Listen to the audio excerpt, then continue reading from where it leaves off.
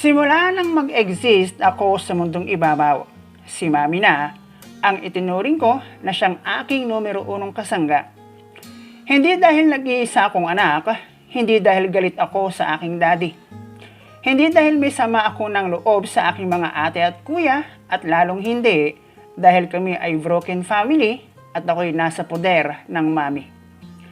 Yun ay dahil simula nang ako'y isilang, ramdam ko na ang hindi parehong trato ng daddy sa akin at sa aking apat na kapatid. Wala kasi ang daddy sa bahay ng ako'y isilang, na minsan na rin pinag-awayan ng aking mga magulang na parang duda ang daddy kung tunay ba niya akong anak, at ang paliwanag doon ay tanging si mami na lang ang nakakaalam na mukhang pinaniwalaan naman ng daddy.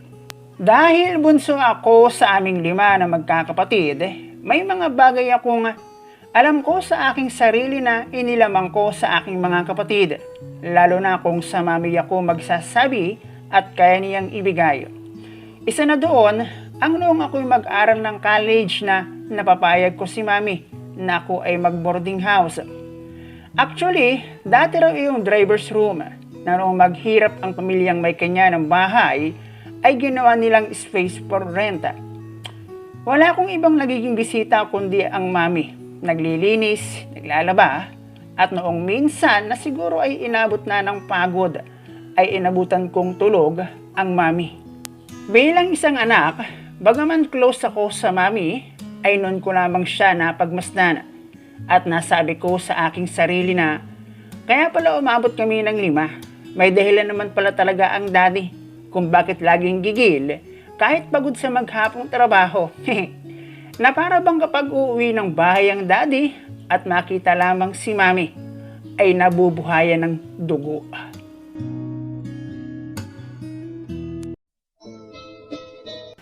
Hello guys and welcome dito sa Kasgul TV. At syempre, kung ikaw ay bago dito sa akin channel at trip mo ang ganitong klase ng kwento, palike and subscribe naman dyan.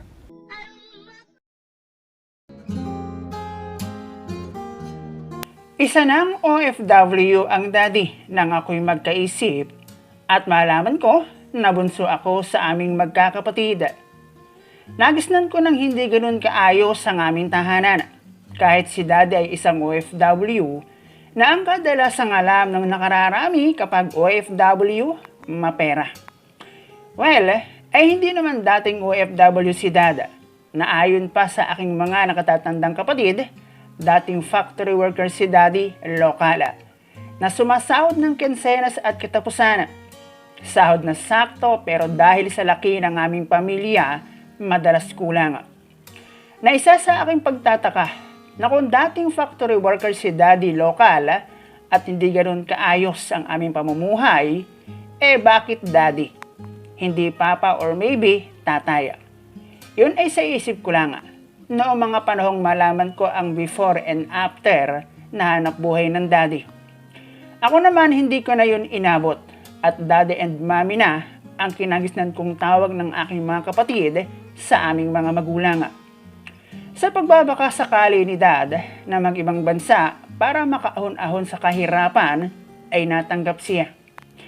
Tawagin mo na lang ako sa pangalang Anton, 29 years old, walang asawa pero may jowa. Dahil isa ng OFW si daddy noong mag-exit ako sa mundo, hindi ko na naranasan ang naranasan ng aking mga kapatid. Lalo't ang daddy bilang padre di pamilya, di amano'y medyo mahigpit, lalo daw pagdating sa oras. At ang aking mga kapatid, tuwing darating si dad sa bahay mula sa maghapong trabaho, parang nakikipagpatentero sa loob ng bahay. Bawal ang walang mainit na tubig, walang tubig ang timba sa banyo, at ayaw na ayaw ng daddy ang walang common sense. Kwento ng aking mga eldest sister and brother. Lumalaki akong nasa ibang bansa si dad at ang una di umano naming pagkikitang mag-ama na hindi ko naman tanda dahil wala pa akong muwang sa mundo sa video call kapag tumawag ang daddy. Unang uwi ng daddy na dapat sana yung unang banding namin kung magiging trip niya ay 3 taon lamang ako, ang sabi ng mami. Kaya naman wala akong natatandaan sa kung anong ganap na mga panahon na iyon.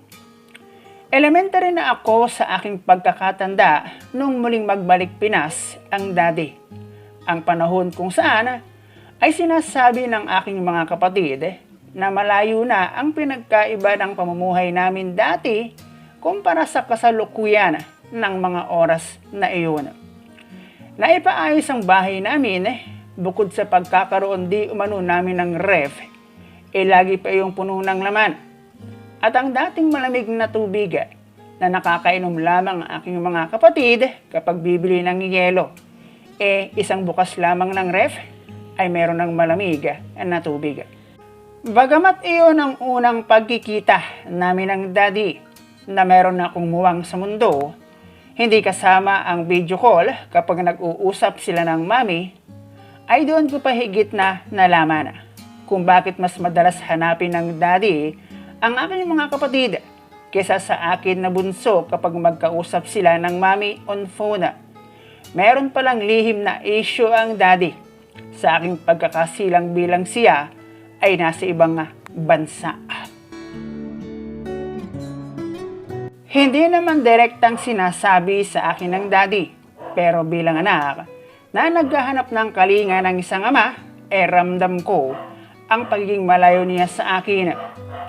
Bukod kasi sa nasa ibang bansa si dad nang ako'y mag-exist na kanyang pinagdududahan, bukod sa namumukod tangi akong maputi, ay malayo ang itsura ko sa aking eldest brother and sister. At sa aming 3 magkakapatid na lalaki, ay ako lang ang masasabing guwapo. Wala naman akong naririnig na duda mula sa aking mga kapatid. Siguro dahil sila ang naging kasama ng mami noong mga panahong wala pa ako sa Earth. At ang madalas lang nilang sagot sa tanong na bakit iba ang itsura ko sa kanila, kay mami ko raw nakuha ang aking itsura. Itsura at ganda ng mami, nalubusan ko lang na-realize ng akin siyang mapagmasdan when I get college student. Kumpara sa aking 4 na kapatid, na pareho sa aking mga magulang ay pwede nilang pagsabihan ng kanilang kailangan sa buhay, ako ay tanging kay mami lamang nakakapagsabi, lalo na ng aking mapagtanto na malayo ang loob sa akin ng daddy. Bagay na pagdating naman kay mami ay alam kong mas may arrive ako sa kanya kumpara sa aking 4 na kapatid na nagamit ko pang ang kalamangan noong ako'y mag-college at payagan niya akong mag-boarding house na hindi naranasan ng aking mga nakatatandang kapatid kahit ilang ulit na nila iyong nirequest. High school ako unang nagkaroon ng jowa at bilang isang may itsurang lalaki ay hindi naging mahirap sa akin ang magkaroon ng jowa. Noong ako elementary ay madalas akong may makuhang sulat sa aking bag na naglalaman ng sulat mula sa isang babae at sinasabing ako'y kanyang crush. Hindi na lamang daw siya magpapakilala dahil baka raw sa oras na aking malaman kung sino siya ay hindi ko na siya pansinin. Which is kabaligtaran naman noong high school na talagang sinasabi pa na crush kita, na talagang ako na lang ang nahihiya. Medyo hindi ko rin kasi alam kung ano ang aking gagawin kapag isang babae ang nagsabi ng ganun sa akin. Pero sa edad ko ngayon, ngayon sila magsabi ng ganun sa akin. Bago ako nakatapos ng high school, naitagos ko ang aking si Junior sa ikalawang pagsubok ng pagbibinyag bilang isang tunay na lalaki. Yun ay dahil bukod sa pagkakaroon ko ng jowa na aking kaklase, ay nagkaroon pa ako ng jowa na outsider na meron ng karanasan sa kulastuyan na siya namang nagdala sa akin sa langit kahit pa ay nasa lupa. Noong makatapos ako ng high school, walang duda na tulad ng aking mga kapatid, ako'y makakapag-aral ng college. Bagamat na-stop ako ng ilang taon, ayon na rin sa kagustuhan ng daddy napansamantala ay huwag na muna akong mag-college at patapusin na muna ang nakatatanda sa akin. Alam ko na may ibang dahilan, pero dahil na rin kay Mami, tinanggap ko ng maluwag ang desisyon ng Daddy. Sinabi ko kay Mami na magwo-working student na lamang ako kung ayaw akong gastusan ng Daddy.